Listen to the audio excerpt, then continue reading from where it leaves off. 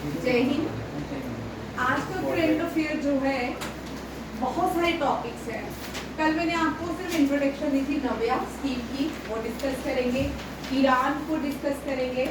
One liners हैं बहुत सारे, और बहुत सारे इंडियन गवर्नमेंट, इंडियन आर्मी ने जो ऑपरेशन लॉन्च किया है वो भी टॉपिक वाइज मैं आज आपको रिवाइज करवाऊंगी। ये क्वेश्चन मेरे एग्जाम में, ठीक है?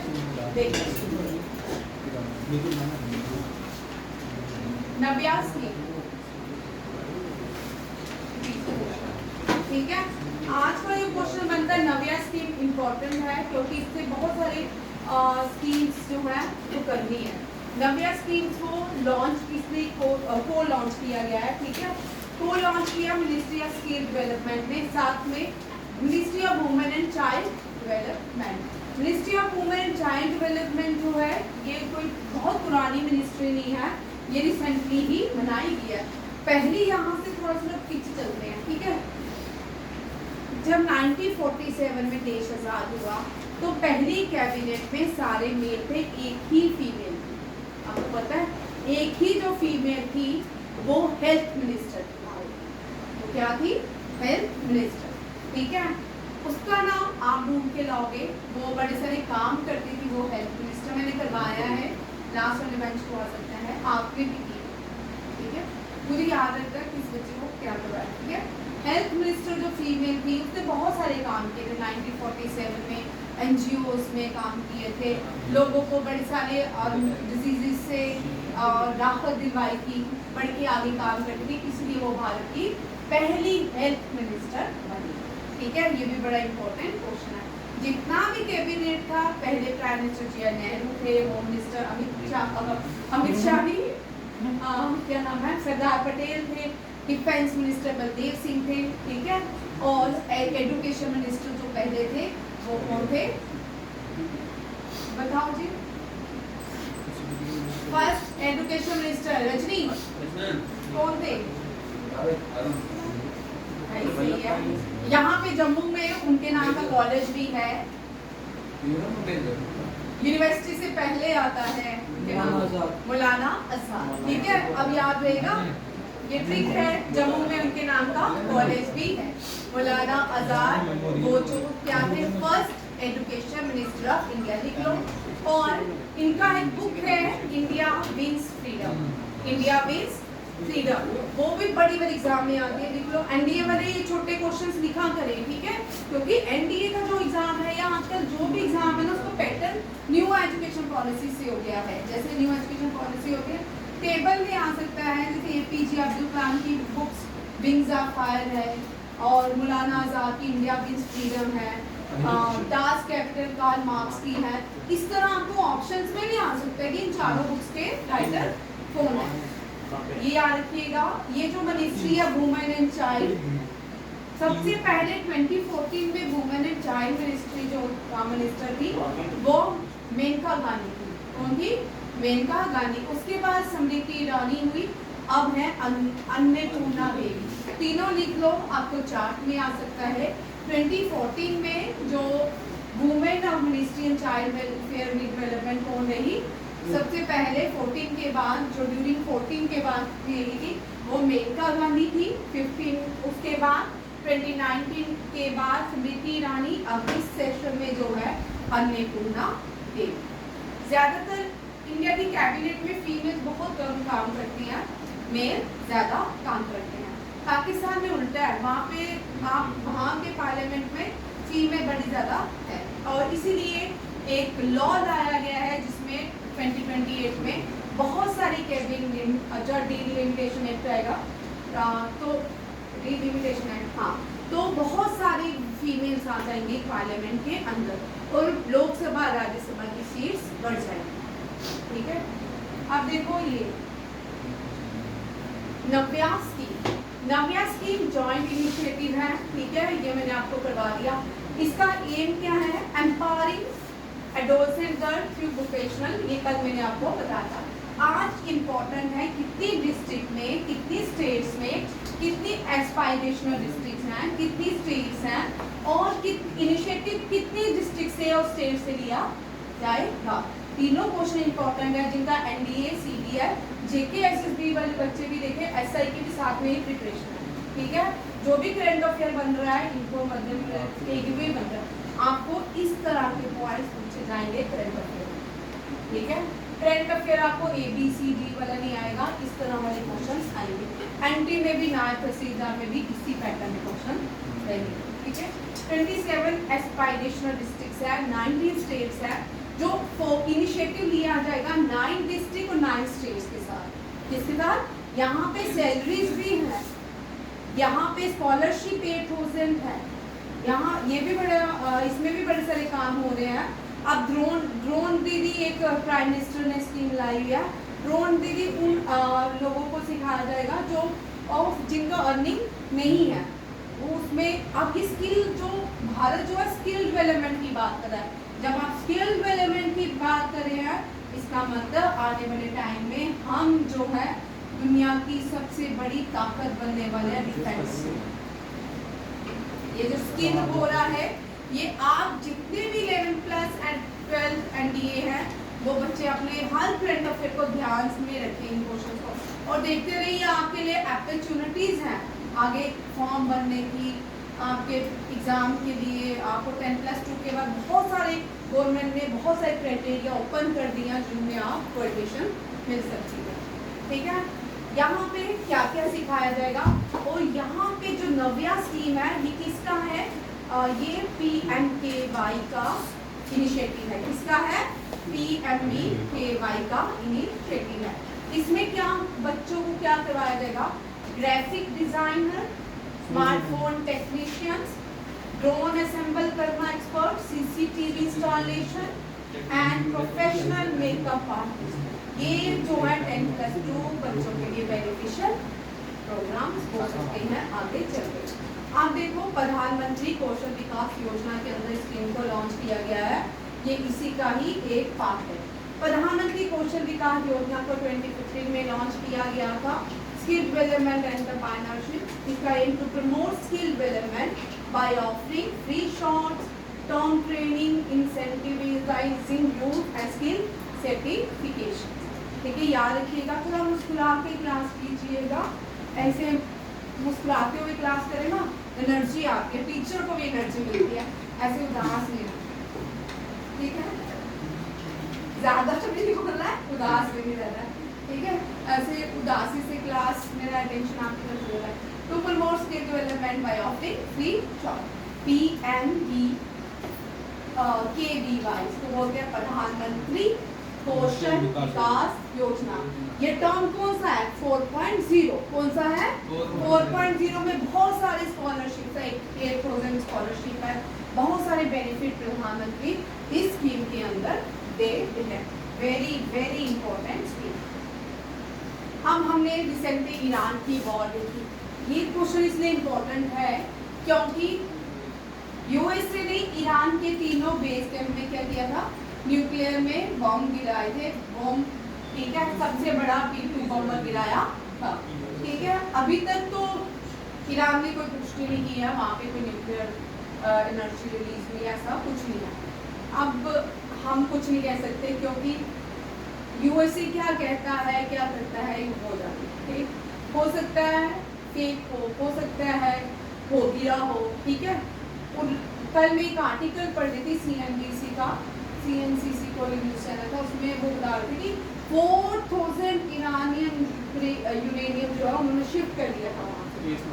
बता नहीं, मतलब मुझको डाउट है कि शायद वो मार्केटिंग टेक्निक है, क्योंकि जैसे पाकिस्तान में इंडिया ने अटैक किया था जिस एयरपोर्ट में, वहाँ पे तो न्यूक्लियर एनर्जी रिलीज हो रही है, ठीक है, क्योंकि वहाँ पे हर रोज कितने जो है अर्थक्वेक आ ही रही है। कराची में, यहाँ तक मैंने आपको पहले भी बताया था, कराची अरेबियन सी के पास जितने भी प्लेसेस हैं वहाँ पे बड़ा कम अर्थक्वेक्स आते हैं, ठीक है। बट कराची में जो है देखने को मिल रहे हैं इस तरह के, बट ईरान में अभी तक हमने ऐसा कोई भी नहीं सुना कि अर्थक्वेक वहाँ पे एनर्जी रिलीज होती। और ये जो है अल उदैद अल बेस एयरबेस, ये यूएसए का सबसे बड़ा मिलिट्री बेस है मिडल ईस्ट में, कतर में, ठीक है। ये क्या नाम है? अल उदैद अल बेस। वेरी इंपॉर्टेंट, ये क्वेश्चन आपको आ सकता है, इसके आने के चांसेस है, ठीक है।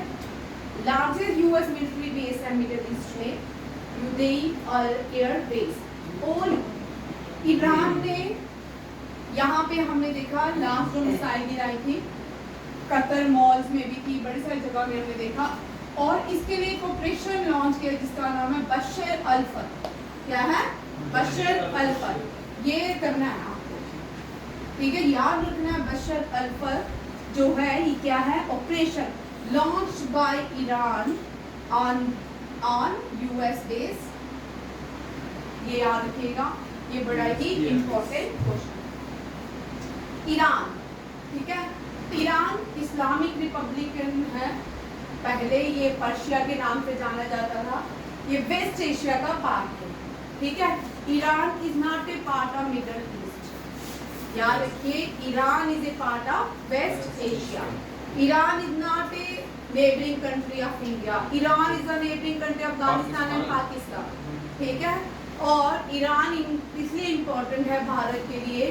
भारत को सेंटर, जब भारत की पार्टीशन हुई ना, तो भारत जो था ना, यहाँ पे बड़ा इंटरेस्टिंग है, पार्टीशन करने वाले बड़े इंटेलिजेंट, ठीक है।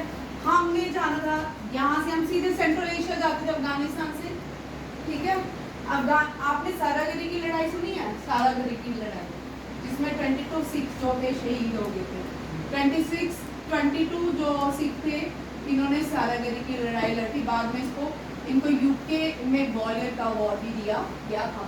सारागढ़ी की जो कहानी है पंजाब में हर एक बुक में होती थी। आप क्या हुआ पिछले 2-3 साल से सारागढ़ी की जो लड़ाई है ये डिलीट करते जा रहे। जो भारत का इतिहास है, शूरवीरों का इतिहास है, उसको डिलीट कर देते। यहाँ पे 22 सिख थे जिन्होंने इनसे लड़ा था, अफगानियों से।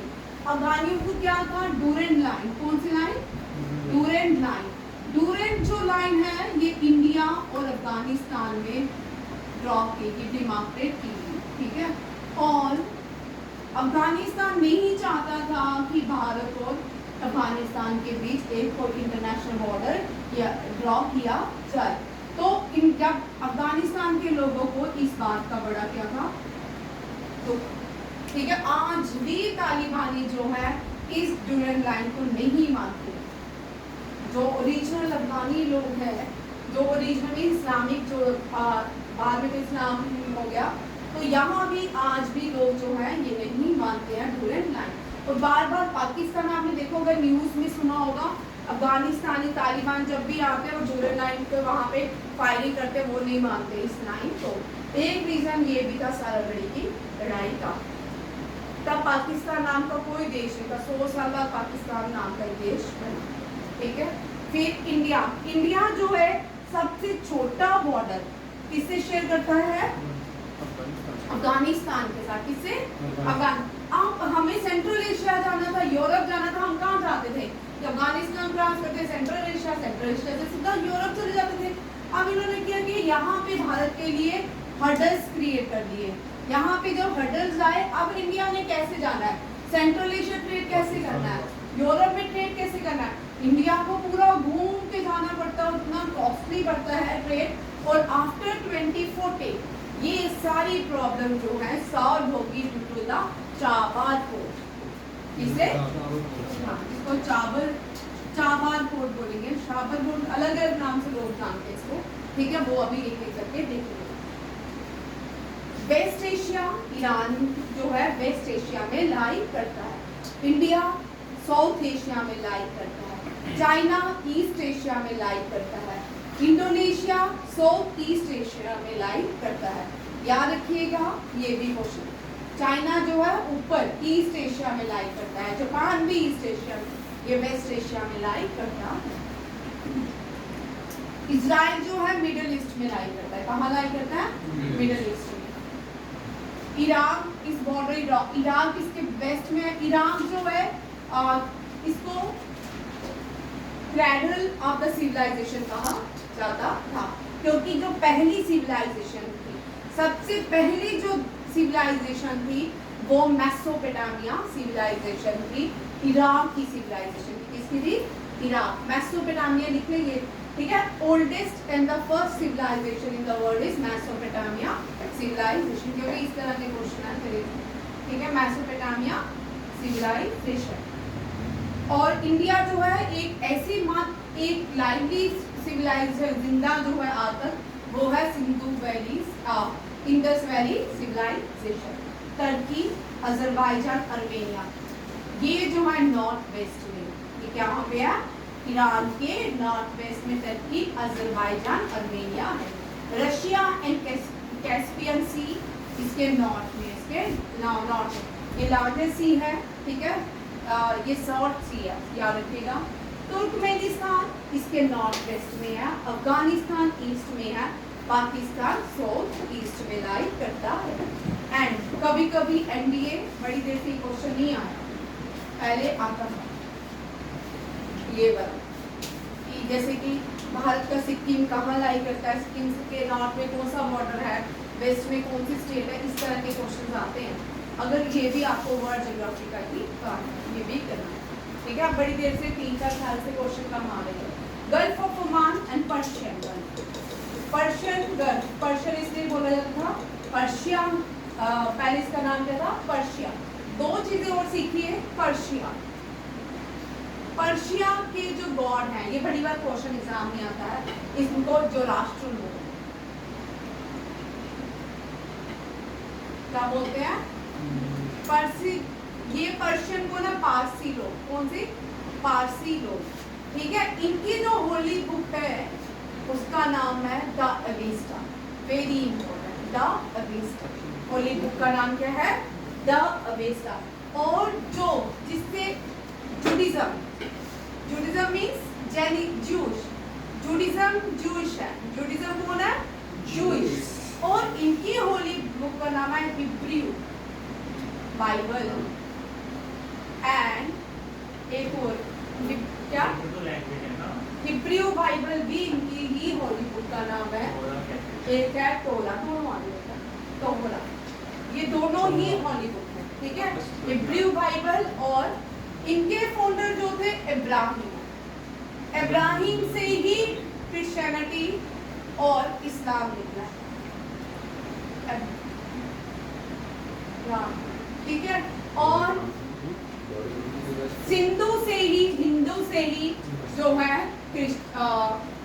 बुद्धिज्म, जैनिज्म और सिखिज्म निकला। उसी तरह यहाँ से जुडिज्म जो जूश है, इब्राहिम से ही इस्लाम और क्रिश्चियनिटी निकली, दो रिलीजन यहीं से आए, ठीक है। ये ओल्डेस्ट रिलीजन माने जाते हैं जुडिज्म, जूश और जो है हिंदू, ठीक है। ये ओल्डेस्ट सबसे पुराने क्या है रिलीजन है, याद रखिएगा। इब्राहिम फाउंडर गॉड है, कौन, इब्राहिम फाउंडर किसके है, जूश के।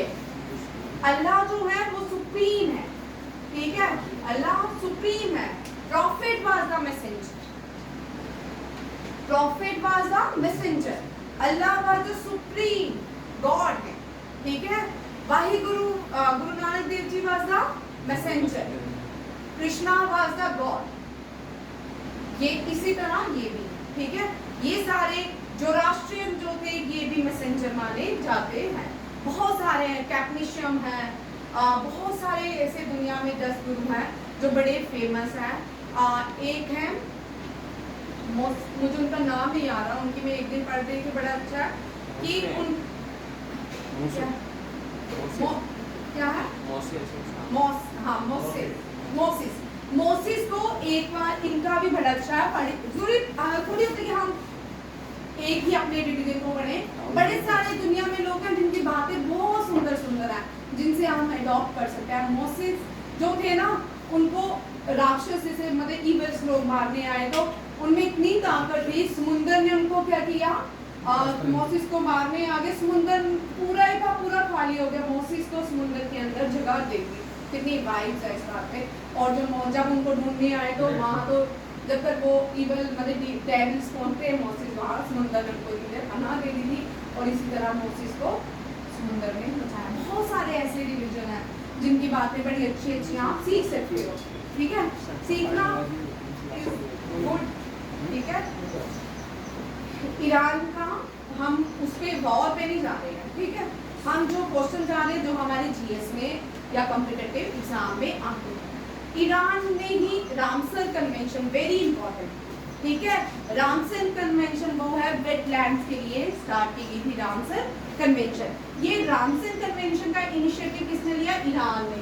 और Ramsar is a site, Ramsar एक प्लेस है कहाँ पे? ईरान के अंदर। यहाँ पे ही ये कन्वेंशन हुई और इस कन्वेंशन को अडॉप्ट किया 2 फरवरी 1951 में, याद रखिएगा। और इसका इस कॉन्फ्रेंस को ऑर्गेनाइज किया था एस्कंदर फिरोज ने। किसने? एस्कंदर फिरोज ने। Very important. इंडिया में आज तक 91 रामसर साइट्स है। सबसे बड़ी रामसर साइट सुंदरबन रामसर। देखिए हाउ मेनी राम, ये वेरी इंपॉर्टेंट क्वेश्चन ये आता है। हाँ, रामसर कन्वेंशन में सारी कंट्रीज ने पार्टिसिपेट किया था और सारी कंट्रीज इसकी मेंबर्स हैं, क्योंकि सबको अपनी वेटलैंड बचानी है, बायोडाइवर्सिटी बचानी है, उसके लिए रामसर साइट ये लिखी है। जो बेसिक जो नए बच्चे आए ना, जो ये जीएस का क्वेश्चन है ये लिखो, ठीक है, रामसर, ठीक है। रामसर साइट ये बहुत बार अरुण क्वेश्चन आता है जेकेएसएसबी एसआई के लिए वेरी इंपॉर्टेंट क्वेश्चन है। बट एनडीए सीडीएस के लिए ये जो दो मैंने नीचे लिखी है ये बड़ी इंपॉर्टेंट, ये मैंने अभी रिसेंटली करंट अफेयर में करवाया था, ठीक है। Ramsar is the place in Iran, ठीक है, and Ramsar convention was started in Iran and adopted in 1971, ठीक है। और how many Ramsar site in India? 91। कितनी है? 91 रामसर साइट। पहले तो एनडीए वालों को मैं 15-20 रामसर साइट्स याद करवाती थी, बड़ी देर से क्वेश्चन नहीं आया। लिख लो, साथ में टॉपिक लिख लो करो कि ये भी करना, एक पेज बना लो, ठीक है, लास्ट में वहाँ पे लिखा करो ये टॉपिक बोलो तो ये भी याद करना, क्योंकि 91 रामसर साइट हम याद नहीं कर सकते, वो साइट्स याद कर सकते जो करंटली क्या हो आई हो, ठीक है। अभी 2021 से लेके 2025 की सारी रामसर साइट करेंगे। 2021 से लेके ये पूछी जाती है, name the 85 Ramsar site of India, name the 90 Ramsar site of India, ये पूछा जाता है। 91 रामसर साइट है, रिसेंटली जो इनको ऐड किया गया है, दोनों ही राजस्थान से है, लिख लीजिए, टीचर इन करोड़ी एंड मनारी Udaipur. The largest Ramsar site of India is Sundarban Ramsar site and the smallest Ramsar site is Renuka. Smallest कौन सी है?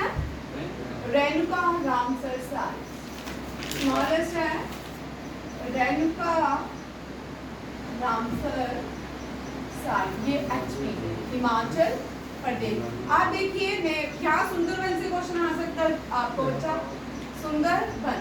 सुंदरबन नेशनल पार्क जो है, ठीक है, ये कहाँ पे है? वेस्ट बंगाल में। क्या है? वेस्ट बंगाल। ये सुंदरबन नेशनल पार्क जो है, यहाँ पे लार्जेस्ट मैंग्रोव फॉरेस्ट है। क्या है?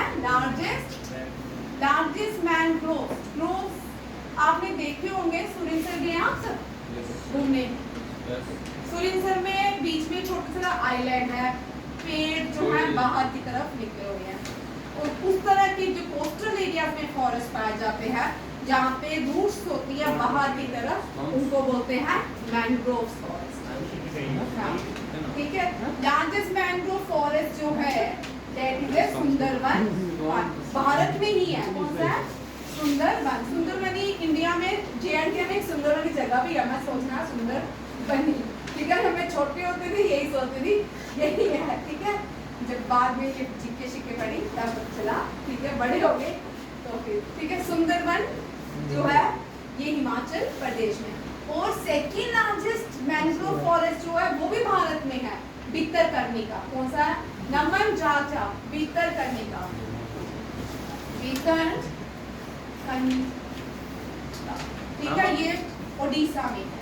हाँ जी मैम, अपनी WP के लिखा है वेस्ट बंगाल, क्या रेणुका हिमाचल प्रदेश में, ये लिखा है Himachal Pradesh. Sundarban national park, Sundarban national park West Bengal में, ठीक है। ये हो गया सबका, लड़कियों को समझाया, ठीक है। ये कौन सा है? भितरकनिका उड़ीसा में है, ठीक है। सेकंड लार्जेस्ट मैंग्रोव फॉरेस्ट है। स्नेहा जीडी वाले पेपरों में ये सारे क्वेश्चन तैयार कर रहे हैं आप लोग, ठीक है। और जीडी का पेपर सबने देना है, फिर ये सेकंड लार्जेस्ट है अभी। हाँ कौन सी थी? वो सारा तो CISF का 2 SS सारे 2 भाई, ठीक है नहीं। अभी हमारी प्रियंका वहाँ पे है तो अच्छी लगती है, ठीक है ना। अभी नन्या भी चल जाएगी, बॉक्सिंग करेगी, है ना। हाँ चलिए, यहाँ पे हो गया, ये लिख लिया नाम से साइज, ठीक है। अब नेक्स्ट क्वेश्चन पे चलते हैं। यहाँ पे एक स्टेट बाई, जैसे कि स्टेट्स देखने से पहले, हर मोस्ट स्टेट से पहले भारत की स्टेट पे आते हैं, ठीक है। यहाँ पे देखो, इंडिया के नीचे ये क्या है? भारत, श्रीलंका। इसको देखो भाई, लिखिए इसको टीयर ड्रॉप ऑफ इंडिया कहते हैं, टीयर ड्रॉप ऑफ इंडिया, ठीक है। और हमने सुना था ना रामायण में भगवान राम सीता को लेने एक पुल बनाया, वो जो पुल था उसी को स्ट्रेट कहते हैं, क्या कहते हैं? स्ट्रेट कहते हैं। उसको राम सेतु तो कहते हैं, पाल स्ट्रेट कहते हैं, क्या कहते हैं? पाल एडम ब्रिज, एडम ब्रिज, अच्छा एडम ब्रिज, ठीक है। पाल स्ट्रेट कहते हैं इसको, क्या कहते हैं? पाल स्ट्रेट। और यहाँ पे गल्फ ऑफ मेनार है, क्या है? Gulf of Maynard. Gulf of Maynard Tamil Nadu का नेशनल पार्क भी, ठीक है। क्या है? तमिलनाडु का नेशनल पार्क भी, समझ आ रहा आपको, ठीक है। ये 5 स्टेट है। इसी श्रीलंका को भारत का टीयर ड्रॉप कहते हैं, क्या कहते हैं? Tier drop. अब हमने यहाँ पे जुड़ने के लिए जो रास्ता बनता है, एक नैरो रास्ता होगा, उसी को ही स्ट्रेट कहा जाता है, उसको क्या कहते हैं? स्ट्रेट। इसी तरह ईरान में एक स्ट्रेट है जो ओमान और ईरान को कनेक्ट करता है, ठीक है। अब देखो, यूएसए, नॉर्थ अमेरिका और साउथ अमेरिका को भी एक रास्ता है जो कनेक्ट करता है, जिसको वास्को डी गामा ने ढूंढा था कैरिबियन सी के पास, वेस्ट इंडीज, ठीक है। वहां से अब नॉर्थ अमेरिका और साउथ अमेरिका को भी जाता है एक रास्ता छोटा सा, उसको स्ट्रेट का पेनामा स्ट्रेट बोलते हैं, क्या बोलते हैं? Panama straight. क्या बोलते हैं? लिख लीजिए, Panama straight. Panama straight connect और सेपरेट नॉर्थ अमेरिका और south America. Park straight connect India with Sri Lanka, ये भी आप। और दुनिया का सबसे बड़ा स्टेट जो है वो स्टेट ऑफ मलक्का है, क्या है? State of Malacca. और ये जो स्टेट ऑफ मलक्का है इंडोनेशिया में है, लिख लीजिए। Largest state in the world, NDA के लिए वेरी इंपॉर्टेंट टॉपिक, जेकेएसएसबी और एनडीए के लिए very important topic. State of Malacca, Indonesia large, it is Indonesia और इंडिया को जोड़ता है, ठीक है। अरेबियन सी, ठीक है। अभी ये स्टेट्स में करवाऊंगी, एक एक करके हर एक चीज करवाऊंगी, सेटल टू सेटल, ठीक है। करंट अफेयर नहीं मैं प्राप्त करूंगी, क्योंकि लास्ट टाइम एनडी का पेपर था, एक महीना करंट अफेयर, वो हमारा मार्च का रहता है अभी, वो हमने बीच में मैं मार्च का करंट अफेयर पूरा करवाऊंगी, ठीक। ये यहाँ पे कौन सा स्टेट्स है? जो ओमान और ईरान। ओमान की कैप्टन मस्कट है, MUSCAT। ईरान की तेहरान, ठीक है। और the strait connect the Persian gulf with the gulf of Oman and the Arabian sea. अब ये करंट अफेयर का क्वेश्चन है, मैंने ऐड किया है, वेरी इंपॉर्टेंट। भारत में चाबार पोर्ट है, भारत ने ही बनाया है, कहाँ पे? ईरान के अंदर। और अब ईरान ने 10 साल की लीज पे भारत को ये चाबार पोर्ट जो है ऑपरेट करने को दे दिया। कितने साल के लिए? 10 साल के लिए।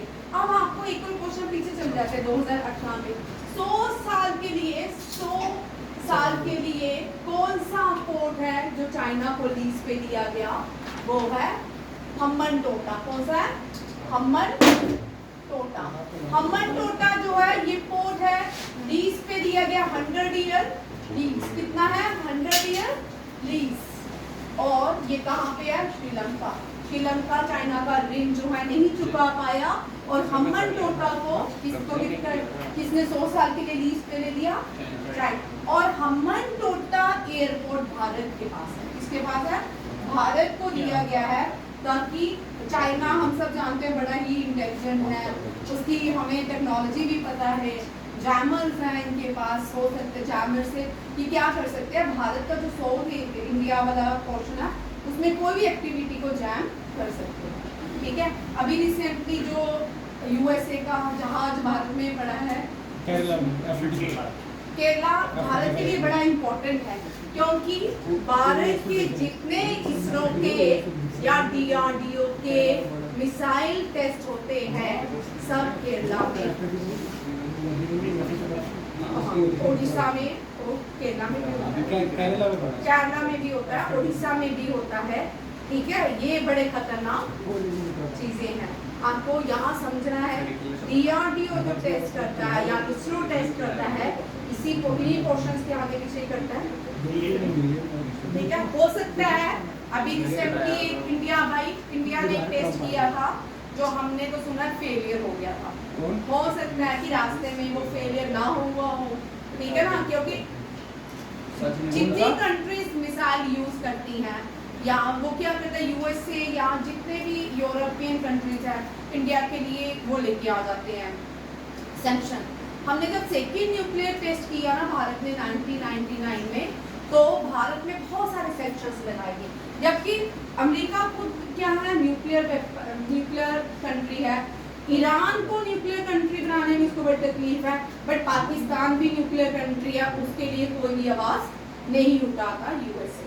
ठीक है, जबकि सेम ही कंट्री इस्लामिक कंट्रीज हैं दोनों, और पाकिस्तान के लिए उनके वेपन्स को तबाह करने की कभी बात नहीं करता, बट ईरान को तबाह करने के लिए बात करता है। ईरान अगर उसके पास न्यूक्लियर वेपन हो जाते तो वो मिडल ईस्ट में काम कर सकते हैं, किसमें, मिडल ईस्ट में दे सकता है या अपने सेफ्टी के लिए भी रख सकता है, बट पाकिस्तान के पास है उसके लिए उसको कोई तकलीफ नहीं है। ये डबल उनकी ड्यूल नेचर है। ठीक है, यहाँ पे ये जो है 10 साल के लिए लीज पे है भारत का, क्या भारत ने किसका लिया है, चाबार पोर्ट। चाबार पोर्ट को ईरान में बहशिस्ती पोर्ट कहते हैं, बहशिस्ती पोर्ट, ये भी याद रखिए, करंट फिर है ही ऐसा, मैं क्या करूँ। ठीक है, द चाबार पोर्ट ईरान, ये जो है ये इंडिया के लिए सिग्निफिकेंट बनता है स्ट्रेटेजिकली। कैसे, ये एनहांस करता है ट्रेड रूट्स, बाईपास पाकिस्तान को हम जा नहीं सकते। ठीक है, और फिर हम central Asia and Afghanistan, Covid के बाद हमने अफगानिस्तान में बहुत सारी चीज़ें पहुंचाई। ठीक है, जैसे राइस पहुंचाए, वीट पहुंचाया था ना, तो हमने सेंट्रल एशिया में भी कहाँ से जा रहे हैं, ईरान से अफगानिस्तान, अफगानिस्तान से सेंट्रल एशिया जा रहे हैं।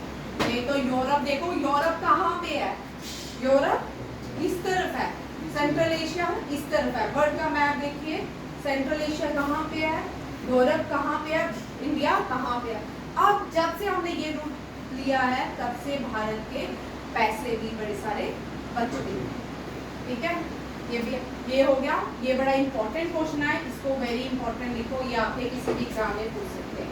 कितने सालों के लिए भारत ने लीज पे लिया है चाबार पोर्ट, क्योंकि भारत ने ही, भारत की हेल्प से ही बनाया गया।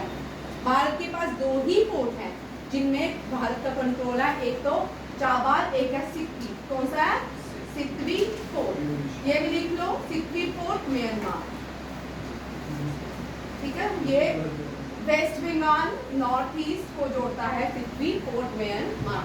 वेरी इंपॉर्टेंट, ये hand over to Indian army, Indian defence को हैंड ओवर कर दिया, ये भी वेरी इंपॉर्टेंट क्वेश्चन है, क्योंकि हम नॉर्थ ईस्ट 2014 से पहले ना नॉर्थ ईस्ट में कोई एयरपोर्ट भी नहीं था। सिक्किम में 100 एयरपोर्ट बनाया गया, पैंगयोंग करके, पैंगयोंग का इस तरह कुछ नाम है। ठीक है, उसके बाद अब हम देखते हैं नॉर्थ ईस्ट जो है, 3 जो नॉर्थ ईस्ट की स्टेट्स हैं वो लिटरेट बन चुकी हैं पूरी तरह, लिटरेसी रेट उनका हाई हो चुका है, मिजोरम, त्रिपुरा, अरुणाचल प्रदेश का। ठीक है, अभी हम नॉर्थ ईस्ट में बड़े सारे ट्रेड देख रहे हैं, नॉर्थ ईस्ट में ट्राइबल जो वल्नरेबल क्लासेस है उनको आगे ला रहा है, उनको बैम्बो, वहाँ पे बैम्बो को यूज होगा, तो बैम्बो से वो क्या कर रहे हैं, फर्नीचर बना रहे हैं। नॉर्थ यहाँ पे जो भी साउथ एशियन कंट्रीज हैं उनको वो सेल कर रहे हैं, ये भी बड़े इंपॉर्टेंट क्वेश्चन। ठीक है, ये ईरान है, ये आज का क्या है, ईरान। हम वॉर पे नहीं जाएंगे, वॉर वाले क्वेश्चन जो है वो अलग से करवाएंगे, जो आपके एग्जाम में पूछ सकते हैं। जितनी भी कंट्रीज वॉर में रहती है ना, मैंने यूक्रेन, रशिया, छोटे एग्जाम में उनकी कैपिटल आती है। यूक्रेन की कीव इतनी बार पूछेगी जब रशिया और यूक्रेन का कॉन्फ्लिक्ट हुआ, यूक्रेन की सबसे ज्यादा पूछने वाली कैपिटल थी। ठीक है, ईरान की तेहरान तो इसी है। ठीक है, और यूक्रेन जो है उसको एक नाम से बुलाया जाता है, dash ball of the world.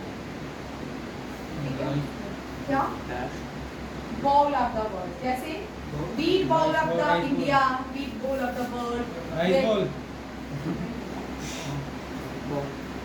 आप देखिए वन लाइनर, ठीक है, ये जो रहेगा मेरा अभी वन लाइनर।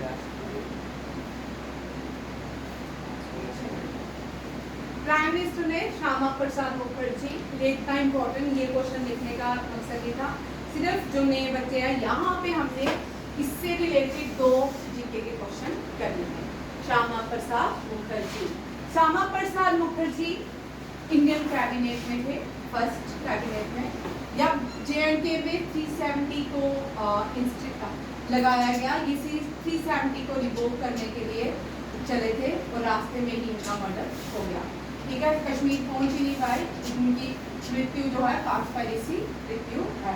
श्यामा प्रसाद मुखर्जी, जो लॉन्गेस्ट टनल है भारत की वो कश्मीर में है। कौन सी है? जम्मू एंड कश्मीर। इसका नाम क्या है? श्यामा प्रसाद मुखर्जी। भाई नासिर टनल का न्यू नेम ही है, कब से ये आता है, श्यामा प्रसाद मुखर्जी टनल। अभी रामसर साइड से 2 क्वेश्चन रह गए हैं। रामसर साइड JNK का कौन कौन सा है? भाई पत्ती जाते नहीं बनिहाल से अंदर, बनिहाल को नहीं निकलती टनल। हाँ, चुनानी क्या हो गया, चुनानी ऊपर, चुनानी से ऊपर नासिर टनल जिसको कहा जाता है 9.8 किलोमीटर लॉन्ग है। हाँ, पत्ती टाप तो जाते नहीं है। अब जहाँ पे चुनानी है, चुनानी से ही ये टनल निकलती है बनिहाल के बाहर। ठीक है, कौन से का रामबन के पास, पीढ़े के पास। हाँ, ठीक है, पीढ़े के पास निकलती है ये टनल। और इस साल ये क्वेश्चन आए हैं इंडिया की, JNK की जो एक डैम है, सबसे पुरानी डैम कौन सी है? रियासी वाली सलाल डैम। सलाल डैम का क्वेश्चन CDS में आ चुका है। इसका मतलब ये तो वैसे भी रहेगा क्योंकि इंडस वाटर जो है वो ट्रीटी जो है खत्म हुई है, तो वो भी आ सकता है। ठीक है, यहाँ पे कौन सी, यहाँ पे डैम इस वक्त करनी है सारी। ठीक है, बगलीहाट डैम चनाब के ऊपर, जितने भी डोडा, किश्तवाड़, जम्मू में जितने भी रियासी में, सब चनाब नदी के ऊपर। किसके है? चनाब नदी। और कश्मीर में चनाब नदी के ऊपर नहीं है, झेलम नदी। याद रखिएगा, जिसको क्वेश्चन नहीं आता होगा थोड़ा सा दिमाग के घोड़े घुमाइएगा। ठीक है, और जम्मू में जितनी भी डैम्स बनती है वो किसके ऊपर बनती है? चनाब नदी के ऊपर। कश्मीर में झेलम, यार कृष्णा रिवर भी है, कृष्णा घाटी में, वो भी झेलम नदी के ऊपर है। वुल्लर लेक में जो पानी जाता है वो भी झेलम का ही जाता है। ठीक है, और झेलम आगे जाके पाकिस्तान में नीलम नदी कहलाती है। क्या कहलाती है? नीलम नदी। ठीक है, ये श्यामा प्रसाद मुखर्जी का एक क्वेश्चन ये हो गया। आप कोलकाता पोर्ट, ये भी लिख लो, कोलकाता पोर्ट, इसका रीनेम क्या है? श्यामा प्रसाद मुखर्जी पोर्ट, ये भी याद रखिए।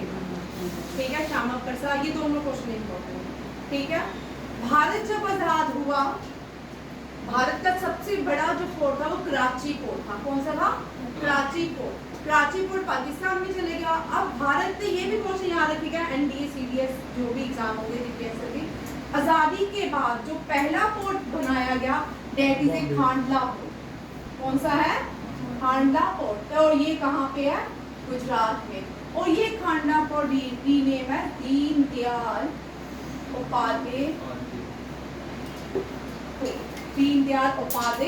Port. Very very important question. ठीक है, आज के बहुत सारे जीएस के क्वेश्चन आज में रिवाइज हो रहे हैं, ठीक है, ये लिखते हैं। सेकंड क्वेश्चन है बूथ लेवल ऑफिसर्स, ठीक है, ये जो इलेक्शंस होते हैं, जो बूथ लेवल ऑफिसर्स होते हैं, उनको ट्रेनिंग दी जा रही है। उनको क्या दी जा रही है? ट्रेनिंग। उनको ट्रेनिंग जो है, ये 13 बैच है बीएलओ का, बूथ लेवल ऑफिसर्स का, किसके लिए? Election management. इलेक्शन ये कौन सी बिगन कहाँ पे इलेक्शन की ट्रेनिंग कहाँ पे हो रही है? India international institute of democracy and election management, यहाँ पे हो रही है। कहाँ पे हो रही है? न्यू दिल्ली में इसका हेडक्वार्टर है। ये भी कभी कभी पूछते हैं इस तरह के क्वेश्चन है, हेडक्वार्टर तो ये कोई ना कोई का है, ठीक है। भारत के chief election commissioner Rajeev Kumar, लिख लीजिए, पहले थे, अब कौन है? गणेश कुमार। गणेश कुमार ने इसका इनॉग्रेशन किया। इसमें 379 पार्टिसिपेशन है, 101 फ्रॉम उत्तर प्रदेश से है, 128 फ्रॉम एमपी से है, 67 मेघालय से है, फिर नागालैंड से है, 66 मेघालय से, 7 फ्रॉम यूटी चंडीगढ़ से, ठीक है। ये भी पूछ सकते हैं, ठीक है, इतना खास क्वेश्चन नहीं ये वाला, बट पूछने में तो कुछ भी पूछ सकते हैं। और इसका बीएलओ का इनिशिएटिव किसने लिया? Chief election commissioner. आप देखो, सबसे बड़ा चीफ इलेक्शन कमिश्नर होता है, केवल पहले बड़ी बार बच्चे पढ़ते थे, अब के नहीं पढ़ते, जब भगवान करे आप भी पढ़े, ठीक है। चीफ इलेक्शन कमीशन, ठीक है। इसके नीचे भी 4 कमिश्नर इलेक्शन कमीशन होते हैं, ठीक है। वो चीफ नहीं होते। चीफ कौन है? गणेश कुमार। जो भी इलेक्शन कमिश्नर होते हैं, इनको अपॉइंट करते हैं प्रेसिडेंट। कौन करते हैं? प्रेसिडेंट। लिख लीजिए, जो नए बच्चे हैं आपको पूछना सकता है, देखो मैं तो लिखो, फिर से लिखो, 10 बार लिखा करो, ठीक है। प्रेसिडेंट अपॉइंट करते हैं गवर्नर को, पहले लिखो, प्राइम मिनिस्टर को, गवर्नर, ये एनडीए में क्वेश्चन आता है, नंबर पेन खोल के लिखा जाता है। प्राइम मिनिस्टर को, गवर्नर को, यूपीएससी चेयरमैन को, chief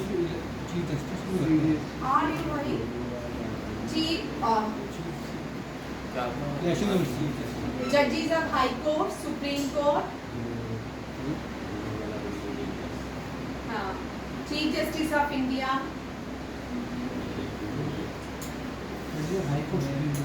cabinet minister on the recommendation of prime minister, on the recommendation of cabinet. जितना भी मिनिस्टर है, किसी ने डिफेंस मिनिस्टर बनना है, फाइनेंस मिनिस्टर बनना है, तो प्राइम मिनिस्टर पहले बोलते हैं कि आपको ये बनाया जाएगा, फिर रिकमेंडेशन किसको दी जाती है? प्रेसिडेंट को, ठीक है। और लिखिए, लेफ्टिनेंट गवर्नर और एनसी लिख लिया ना, लेफ्टिनेंट गवर्नर, ठीक है। और सुप्रीम कोर्ट जजेस, हाई कोर्ट, यूपीएससी, हाँ, controller, audit general, controller, CAT, first law officer जो है अटॉर्नी जनरल, ये भी on the recommendation of prime minister, ठीक है। कैट, ठीक है। CAG, CAT means controller audit general, COMPTROLLER, controller audit, AUDIT, audit general. और फर्स्ट लॉ ऑफिसर जो है attorney general, on the recommendation of prime minister, appointed by the president of India. Question आता है इस बार India में, question आया है, बहुत इजी क्वेश्चन है, ये तो सबसे इजी है। कितने लोगों को इसको सुपरवाइज करना ट्रेनिंग के लिए 3 मंथ की है, न्यू दिल्ली में होगी, 5000 जो है बूथ लेवल ऑफिसर्स ट्रेन किए। भाई बहुत जॉब्स है, पहले जब तक हम फील्ड में नहीं आते हैं तब तक सोचते हैं गवर्नमेंट आपके लिए सिर्फ स्टेट की जॉब्स नहीं है, सेंटर की तो बहुत जॉब्स चलती है, हर 6 मंथ के बाद सेंटर की जॉब्स आती है, ठीक है। आप एसएससी क्लियर तो करो भाई, CHSL क्लियर करो, CGL क्लियर करो, सेंटर तो आपको जॉब दे रहा है, सेंटर ने थोड़ी बोले कि हमें 4 लोगों को जॉब दे रहे हैं, ऐसा नहीं है। सेंटर तो हर 6 महीने के बाद 2 मंथ पूरे अपने पेपर ऑर्गेनाइज कर रहा है, एसएससी, सीजीएल, सीएचएसएल। बट सिर्फ जेएंडके में जेकेएसएसबी के नहीं हो रहे, ठीक है, सिर्फ जेकेएसएसबी के नहीं हो रहे। उससे क्या हो रहा है, बच्चे 3-3 4 तो नहीं बैठेंगे कोचिंग क्लासेस में, वो कितना साल बैठ जाएंगे, और ज्यादा से ज्यादा वो 2 महीने और उनकी ताकत जितनी हुई बैठेंगे, ठीक है नहीं, फिर खत्म हो जाती है कि एग्जाम तो हो नहीं रहा। अब भी एसआई का एग्जाम नहीं होगा दिसंबर से, देखो हो गया आगे रेट मैं भी जरूर टू भेजना, ठीक है। और नेक्स्ट देखिए, प्राइम मिनिस्टर कोई बहुत सालों बाद एक प्राइम मिनिस्टर क्रोएशिया गया है, कहाँ गया है, रिपब्लिक ऑफ क्रोएशिया, ठीक है। ये जो इन्होंने रिपब्लिक ऑफ क्रोएशिया ने भारत के प्राइम मिनिस्टर को फर्स्ट प्रिंटेड ग्रामर की जो लैंग्वेज, संस्कृत की लैंग्वेज है जो लिखी गई है, वो गिफ्ट की है। पन्नी was the father of Sanskrit language, ठीक है, पन्नी PANNI, पन्नी क्या है, NI कर लेते हैं, जो भी है, ठीक है। ये he was the father of grammar and father of Sangam literature. मैंने पढ़ने वाला ये ना पढ़ के आई होगी, है ना, अगस्त्य मुनि, फादर ऑफ संगम लिटरेचर। और प्राइम मिनिस्टर को रिसीव किया, प्राइम मिनिस्टर ने reprint of first Sanskrit grammar from question prime minister plane. और यहाँ पे 3 एग्रीमेंट भी हुए हैं, वेरी इंपॉर्टेंट क्वेश्चन। ये एग्रीमेंट क्या क्या है, first by Indian prime minister boosting bilateral ties, both nations signed agreement on agriculture, science, culture and tech cooperation. Recently Bharat ने यूक्रेन के साथ भी एग्रीकल्चर, साइंस एंड टेक्नोलॉजी के साथ क्या किए हैं, एग्रीमेंट किए। अब यहाँ पे यूरोप की कंट्री क्रोएशिया है जिसके साथ सेम एग्रीमेंट ये है, agriculture, science, culture and technology cooperation. और कैपिटल है ज़ेड, ठीक है, ज़ेड। यूरोपियन कंट्री हैं, जितने भी यूरोपियन कंट्री, सबकी करेंसी यूरो, सबकी क्या है, यूरो कॉमन, हाँ सब है, इनकी भी यूरो नहीं है, कौन सी है ना, ठीक है। चलो मुझे नहीं पता था, ठीक है, हर टाइम हम सीख सकते हैं, ठीक है। यहाँ पे देखिए कितनी कंट्रीज ने इंटरनेशनल योगा डे पे पार्टिसिपेट किया है, देयर आर 11 कंट्रीज, ठीक है, 11 कंट्रीज ने पार्टिसिपेट किया है। 2000 ग्लोबल इवेंट ऑर्गेनाइज किए गए हैं 191 कंट्रीज के साथ, 30 लाख प्री रजिस्ट्रेशन हुई थी और 2 गिनीज रिकॉर्ड बने हैं विशाखापट्टनम। विशाखापट्टनम में दोनों city of destiny, city of destiny. Visakhapatnam को क्या कहा जाता है, सिटी ऑफ डेस्टिनी। और विशाखापट्टनम आंध्र प्रदेश में है, तेलंगाना की कैपिटल है यार ये बहुत आंध्र प्रदेश की जो है अमरावती है और तेलंगाना की हैदराबाद है, ठीक है। ये दोनों ही इतनी कंफ्यूज करती है मुझे। नेक्स्ट पहले देखो, मैम आई आ गई, पहले देखो, अभी 3 ही क्वेश्चन होते हैं, मैम आ जाती है, मैम दीदी से पूछो, दीदी मैम आए हैं, हाँ चलिए अभी नहीं आए, ये हमने कल किया था नहीं। INS इंडियन नेवल शिप है तेल, क्या है तेल, ये स्टेल्थ फ्रिगेट है, वेस्टर्न नेवल में पोर्ट कमीशन है। और यहाँ इस पोर्ट को अभी रिसेंटली कहाँ भेजा गया है, Mauritius, Port Louis. Port Louis the capital of Mauritius, ठीक है। मॉरिशस भी इंडियन ओशन के ऊपर है, ये भी आइलैंड कंट्री है। पहले यही तक रखेंगे, ठीक है, नेक्स्ट कल करके मैम आ गई है, आपकी क्लास यही तक रहेगी, ठीक है। कल मैं INS और भी करवाऊंगी। थैंक यू, जय हिंद, शुभ दिन।